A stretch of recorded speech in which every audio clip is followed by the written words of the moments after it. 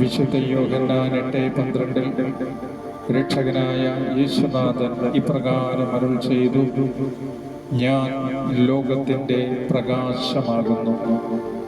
എന്നെ അനുഗമിക്കുന്നവൻ ഒരിക്കലും അന്ധകാരത്തിൽ നടക്കുകയില്ല, അവന് ജീവന്റെ പ്രകാശമുണ്ടായിരിക്കും.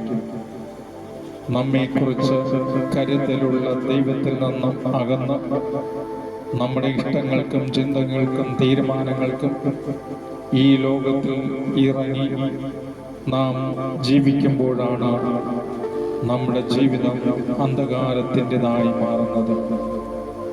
നമ്മെക്കുറിച്ച് പദ്ധതിയുള്ള ദൈവത്തിൻ്റെ മുൻപിൽ നാം നമ്മുടെ ജീവിതത്തെ പൂർണ്ണമായി സമർപ്പിക്കുമ്പോൾ ലോകത്തിൻ്റെ പ്രകാശമാകുന്ന ക്രിസ്തുവിൻ്റെ ഒരിക്കലും അസ്തമിക്കാത്ത ദിവ്യ സ്നേഹമാകുന്ന ആ കർത്താവിനോട് ചേർന്ന് നമുക്ക് ജീവിക്കാൻ സാധിക്കും.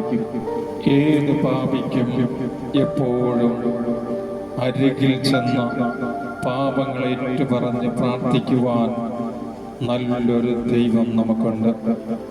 ആ കർത്താവിൻ്റെ മുൻപിൽ നീ ആയിരിക്കുക, നിന്റെ പാപങ്ങൾ ഏറ്റുപറയുക, നെഞ്ചിലെരിയുന്ന എല്ലാ നൊമ്പരങ്ങളെയും സമർപ്പിക്കുക.